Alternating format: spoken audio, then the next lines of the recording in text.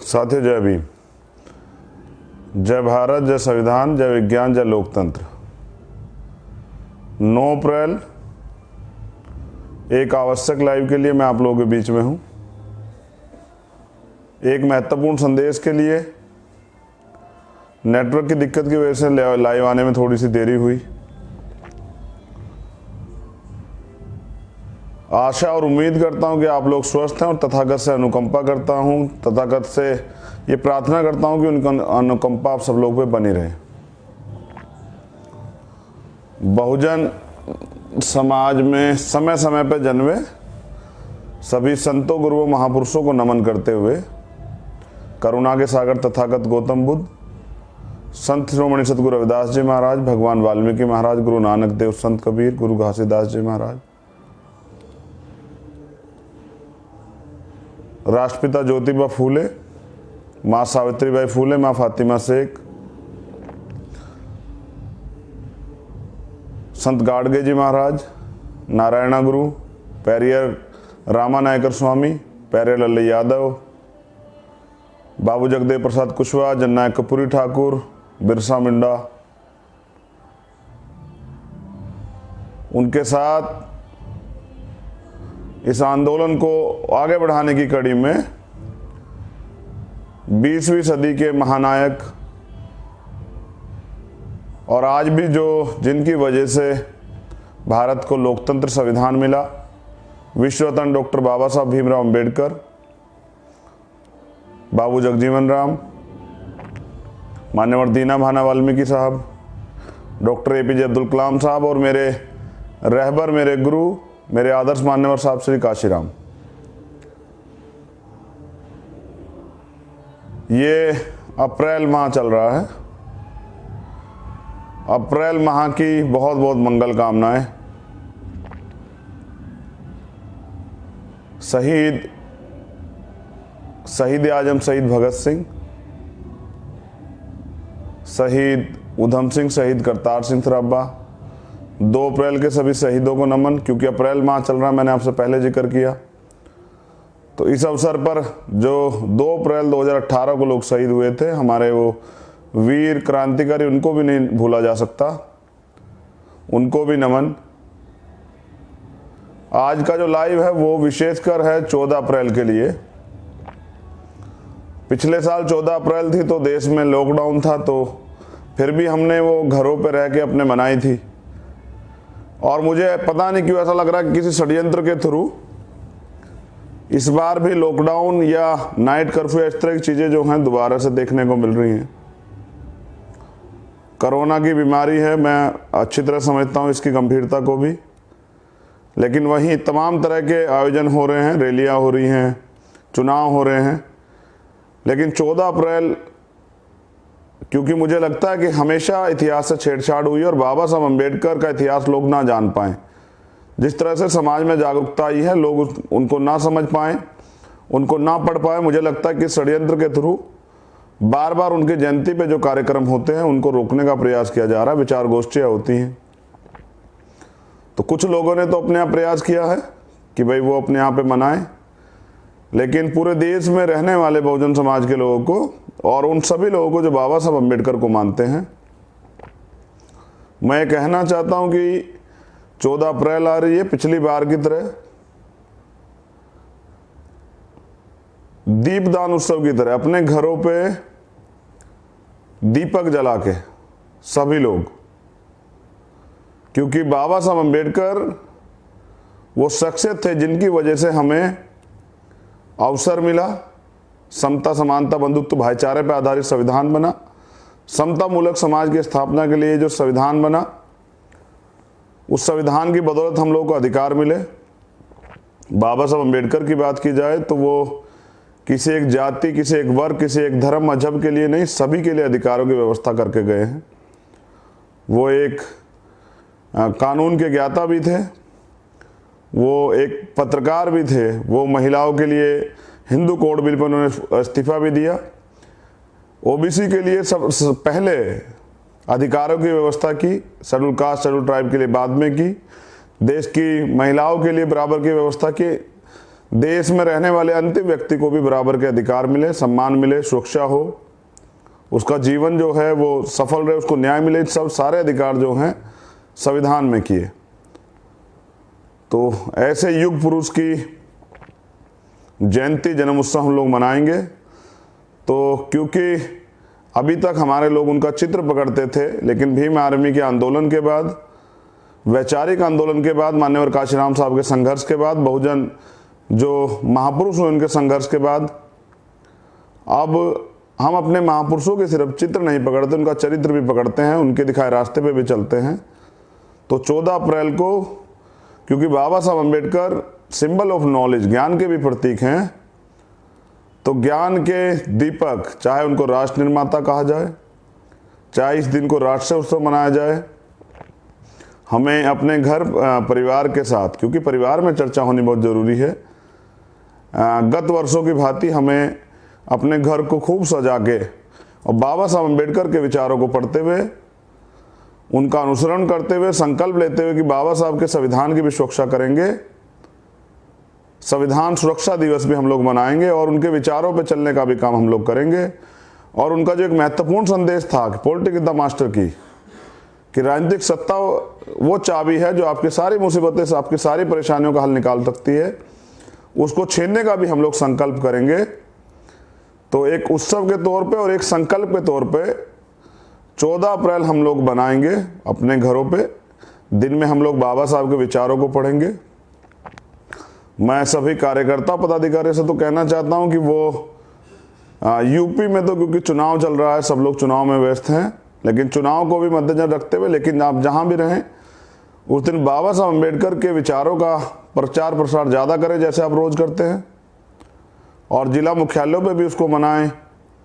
संयुक्त रूप से भीम आर्मी और आज़ाद समाज पार्टी के जो कार्यकर्ता हैं वो संयुक्त रूप से मिलके ये मनाएं, संवैधानिक तौर पे मनाएं, और रात में अपने घरों पे दीपक जला के ज्ञान के सूर्य को, बाबा साहब अम्बेडकर, विश्व रत्न, भारत रत्न बाबा साहब अम्बेडकर को नमन करें, उनके दिखाए रास्ते पे। और उनका जो सपना था, समता मूलक समाज का सपना, समता समानता बंधुत्व भाईचारे पे आधारित समाज का सपना, भाईचारे का सपना, आप वंचित वर्ग के लिए अधिकारों का जो सपना था उसको आगे बढ़ाते हुए जो है संकल्प लें।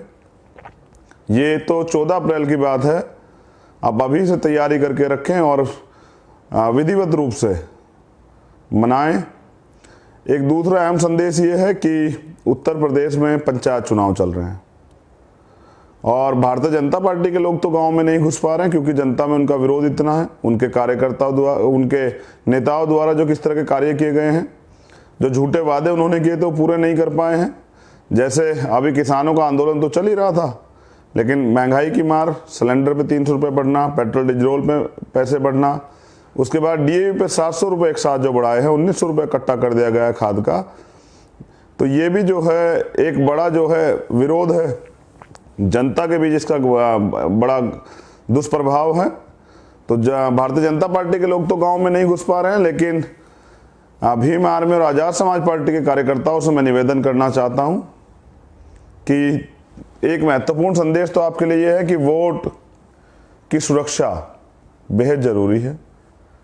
तो वोट की सुरक्षा, जब आप जाएं गांव में तो लोगों को समझाएं, जनता को समझाएं कि वोट की सुरक्षा और वोट की वैल्यू, जैसे बाबा साहब अम्बेडकर कहते थे, 1 वोट 1 वैल्यू, चाहे वो राष्ट्रपति की हो या किसी मजदूर की हो। तो 4 कदम जरा सुन लें कि उत्तर प्रदेश के अंदर वोट की सुरक्षा, वोट की कीमत, वोट से निर्माण, क्या चीज तैयार होती है वोट से, और वोट का परिणाम, ये चारों चीज जनता के बीच जाके समझा के और आज़ाद समाज पार्टी के समर्थन में समर्थन प्राप्त करने का काम आप लोग करेंगे। तो मुझे आशा और उम्मीद है कि अब ये जो पंचायत चुनाव है, ये जो गांव की सरकार बन रही है, इसमें हम लोग एक बड़ी भूमिका जो है अदा करेंगे। तो मेरा ये संदेश आपके लिए है कि पंचायत चुनाव में जो कार्यकर्ता पदाधिकारी हैं वो भीम आर्मी के हों, जिनकी वजह से तो सब कुछ है, या आज़ाद समाज पार्टी के नौजवान कार्यकर्ता, जिम्मेदार कार्यकर्ता हों, पदाधिकारी हों। पंचायत चुनाव में जो गांव की सरकार बनने जा रही है उसमें गांव-गांव जाके ये 4 चीज़ें, वोट की सुरक्षा, वोट की वैल्यू, वोट से निर्माण और वोट से का परिणाम, कि अगर आप मिलजुल के जिम्मेदारी से आप वोट देते हैं तो उससे क्या निर्माण होगा, और वोट का अगर आप मिलजुल के वोट नहीं देते या गलत व्यक्ति को वोट देते तो उसका क्या परिणाम होगा। तो जिन लोगों की सरकारें अब तक बनी है, जिन लोगों को आपने वोट दी, क्या उनकी सरकारों में आपका जीवन बदल पाया? क्या आपका हक आपको मिला? क्या आपको सुविधाएं मिली जो मिलनी चाहिए थी लोकतंत्र के अनुसार? ये सारी चीज़ें आप जनता को समझाने का काम करेंगे। मैं खुद फील्ड में गया हूँ, मेरठ, मुजफ्फरनगर, बरेली, सहारनपुर, तो पूर्ण रूप से जनता का समर्थन आपको प्राप्त है। सीधा मुकाबला भारतीय जनता पार्टी के लोगों से है, क्योंकि वो सत्ता में बैठे हैं। अब जब ज़्यादा कुछ नहीं हो रहा है तो अब लॉकडाउन लगा रहे हैं, नाइट कर्फ्यू लगा रहे हैं, क्योंकि गांव में, देहात में जो लोग हैं, देहात में वो गांव में रहते हैं और गांव में वो अपने पूरे दिन के मेहनत मजदूरी करके जो घर में पहुंचते हैं, तो रात में लोगों की बात आराम से समझा सकते हैं। तो नाइट कर्फ्यू लगा के जो हैं सत्ता का दुरुपयोग कर रहे हैं और वोट को चोरी करने का, वोट को छीनने का, जनता को गुमराह करने का। क्योंकि जब जिस तरह के इनके पहले कारनामे हैं तो जनता, आम आदमी तो नहीं निकल पाएगा, विपक्ष के लोग तो नहीं निकल पाएंगे, लेकिन भारतीय जनता पार्टी के लोग गांव-गांव जाके दारू बांट के, पैसे बांट के, धन बल का दुरुपयोग करके इस चुनाव को जीतने का काम करेंगे, बताने का काम करेंगे जनता का समर्थन उनके साथ है। जबकि जनता का समर्थन वो खो चुके हैं। वो किसानों का समर्थन खो चुके हैं, वो मजदूरों का समर्थन खो चुके हैं, वो रोजगार ना देके नौजवानों का समर्थन खो चुके हैं, वो महिला सुरक्षा के मामले में फेल हुए हैं। यहाँ उत्तर प्रदेश तो क्राइम कैपिटल बन चुका है, महिला सुरक्षित नहीं है, तो वो महिलाओं का भी जो है सहयोग जो है खो चुके हैं। तो इन बड़े वर्गों का जो है, जिस तरह के कानून उन्होंने बनाए, वो मुस्लिम साथियों का भी सहयोग खो चुके हैं। तो वंचित वर्ग के हर तबके का, यानी कि वंचित वर्गों को छोड़िए, वो उन लोगों का भी जो उनके पैक्ट वोटर होते थे, व्यापारी, उनका भी समर्थन खो चुके हैं। तो जनता विकल्प चाह रही थी। आज़ाद समाज पार्टी उत्तर प्रदेश में एक मजबूत विकल्प है। मैं अपने कार्यकर्ताओं से कहना चाहता हूं कि हमारी लड़ाई किसी से नहीं है, हमारी लड़ाई, जैसा मैंने पहले कहा, कि हम खुद से है। अगर आप ईमानदारी से जाकर क्षेत्र में काम करते हैं, जैसे आपने पहले 5 साल में किया, और ये समझते हैं, आप ये सोचते हैं कि भाई हमें आज़ाद समाज पार्टी को ताकत देनी है, हमें चंद्रशेखर आज़ाद को ताकत देनी है, हमें भीम आर्मी को ताकत देनी है, तो मैं विश्वास के साथ कहता हूं कि आपका रिजल्ट जो है वो सबसे अच्छा रहेगा। अगर आप व्यक्तिवाद में या आपस के मनमुटाव में रहे तो परिणाम बुरा हो सकता है। लेकिन मुझे जैसे आशा उम्मीद, आपने पहले आप खरे उतरे, मुझे आशा उम्मीद है कि आप लोग एक बेहतर रिजल्ट देंगे। और मैं दोबारा से निवेदन कर रहा हूं कि ये चुनाव जो है ये शक्ति के निर्माण के लिए हो रहा है, जिससे कि परिवर्तन होगा।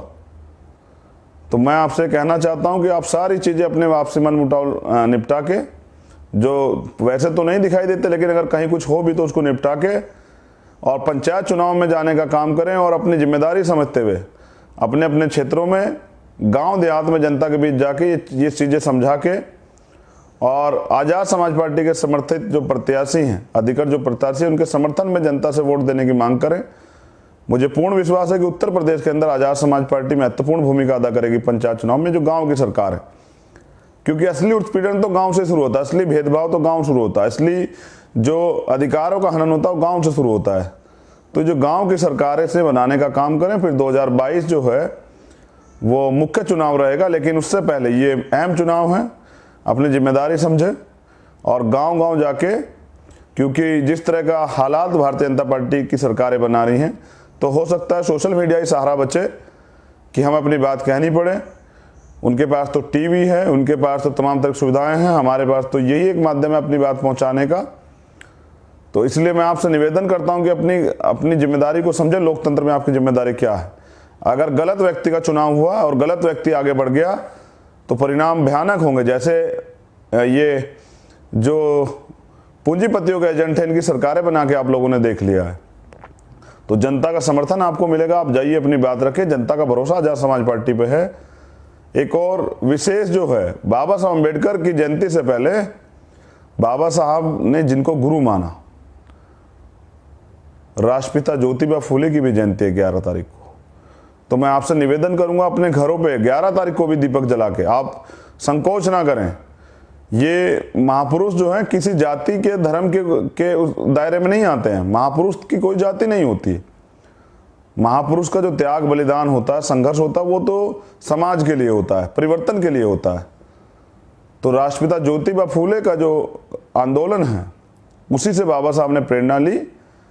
साहू जी महाराज के आंदोलन से बाबा साहब ने प्रेरणा ली। तो राष्ट्रपिता ज्योतिबा फूले की जयंती भी 11 तारीख को है, तो उनको भी, उस जयंती उत्सव को भी पूर्ण जो है उत्सव के तौर पे आपको मनाना है। अपने घरों पे दीपक जला के जो है ये जयंती जन्म उत्सव मनाना है, जयंती उत्सव मनाना। और उनके जो विचार हैं, जैसे उनकी पुस्तक है गुलामगिरी, ऐसी किताबों का भी अध्ययन करना है और चीज़ों को जानना है। जो उन्होंने विचार दिए, उन विचारों पे चलने का काम करना है।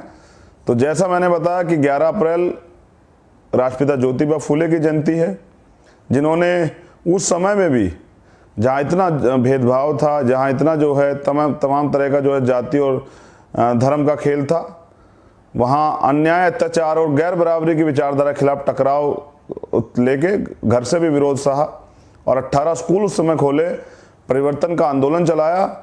ऐसे महान नायक को भी नमन करते हुए 11 अप्रैल को उनकी जयंती मनाएंगे। घरों पे दीपक जला के उनकी तस्वीर पे जो है माल्यार्पण या पुष्पांजलि अर्पित करके और उनके विचारों पे चल के, सिर्फ तस्वीरों तक सीमित नहीं रहना है, नारों तक सीमित नहीं रहना, उनके विचारों पे चलना है। और इस तरह से उसकी इस कड़ी को आगे बढ़ाते हुए 14 अप्रैल को बाबा साहब अम्बेडकर की जयंती भी इस तरह से मनानी है।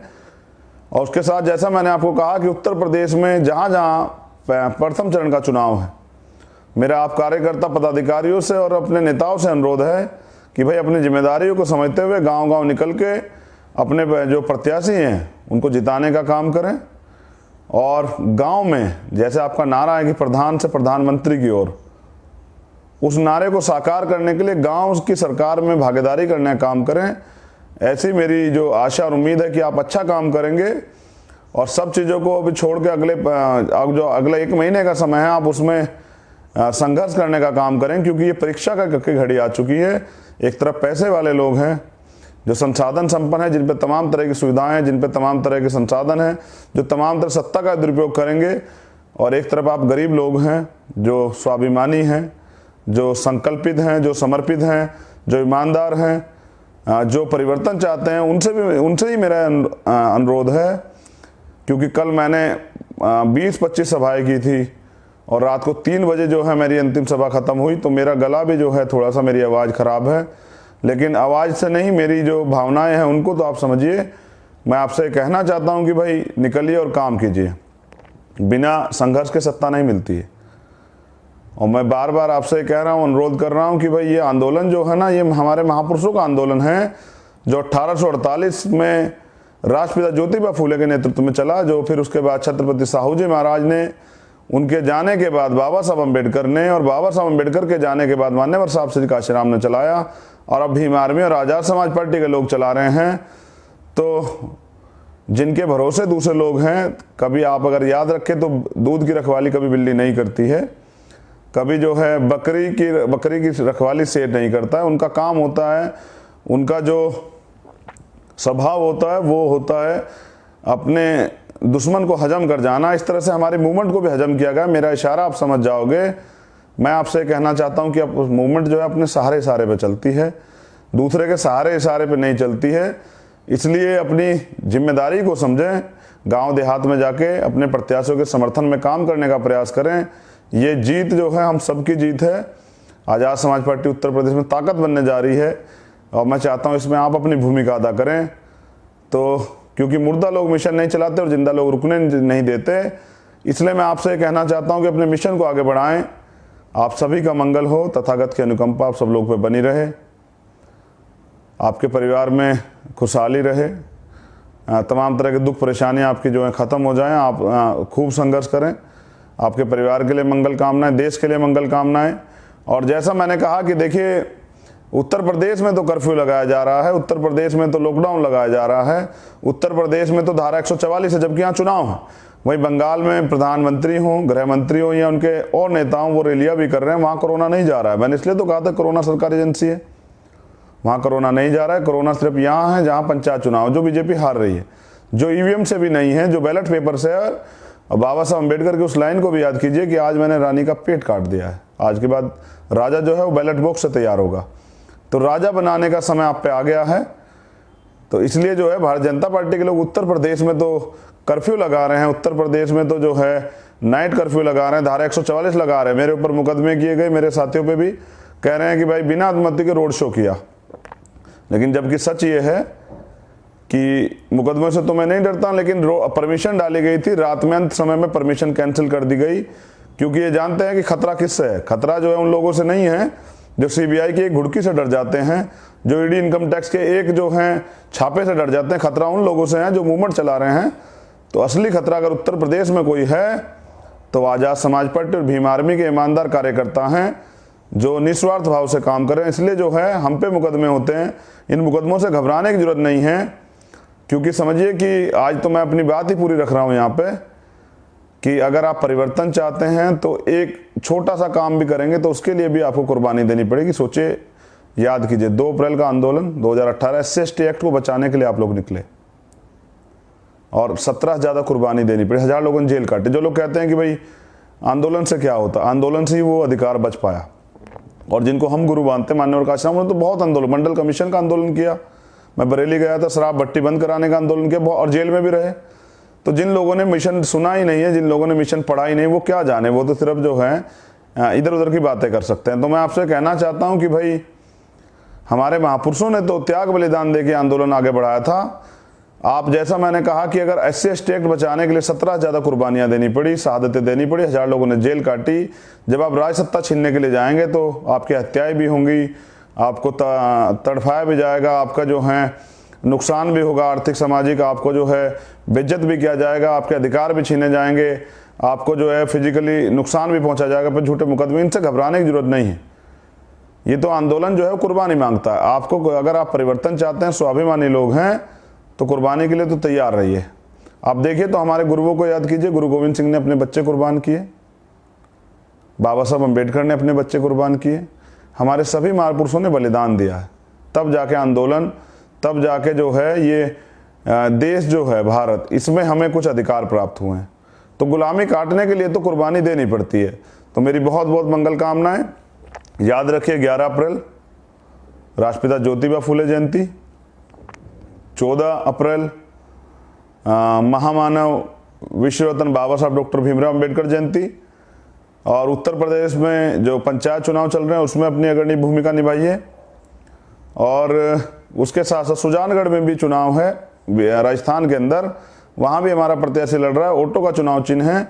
मैं उनके समर्थन की भी राजस्थान के कार्यकर्ताओं से अपील करता हूँ कि भाई उनका भी समर्थन करें। और बंगाल के लोगों से तो मैं कहना चाहता हूँ कि भाई किसी भी तरह से भारतीय जनता पार्टी को बंगाल में रोकने का काम करें। जो लोग वहाँ बंगाल में जाके कह रहे हैं कि भाई हम यहाँ जो हैं सोनार बंगला बनाएंगे, सोने की बंगला बनाएंगे, मैं उनको कहने का चाहता हूँ कि भाई इन्होंने उत्तर प्रदेश को भी जहाँ जहाँ इनकी सरकारें वहाँ उनमें जो है उन प्रदेशों का बुरा हाल कर दिया है। वहाँ जो कह रहे हैं हमारे योगी जी जाके वहाँ जो मुख्यमंत्री उत्तर प्रदेश के, भाई हम यहाँ एंटी रोमियोस कोड लाएंगे, तो यहाँ अपने प्रदेश का हाल तो देखें। यहाँ तो महिलाओं का जीवन दुर्भर हो गया, तो ऐसी सरकार को वहाँ ना बनने दें। तो मैं कहना चाहता हूँ कि भारतीय जनता पार्टी को हराने के लिए वोट दें। तो मेरी बहुत बहुत मंगल कामनाएं आप सब लोगों के लिए। और फिर यही आशा उम्मीद है कि उत्तर प्रदेश में भी आप अच्छा कार्य करेंगे। आपने जो मेहनत की है उसका फल जो है प्राप्त करने का समय आ गया है। इस नीति पे मत रहें कि आप मेहनत आप करेंगे, फल किसी और को मिले। जब आंदोलन भीम आर्मी के लोग करते हैं, जब जहां अन्याय जुल्म जाती है उसकी लड़ाई भीम आर्मी को लड़ते हैं, तो भीम आर्मी का अधिकार ही है ये आज़ाद समाज पार्टी का भी कि वोट भी इनको मिले। आप अपनी बात जाकर रखें, जनता का समर्थन आपको मिलेगा। मेरी बहुत बहुत मंगल कामनाएं। जय भीम, जय भारत, जय संविधान, जय लोकतंत्र, जय विज्ञान, और आप सभी का मंगल हो।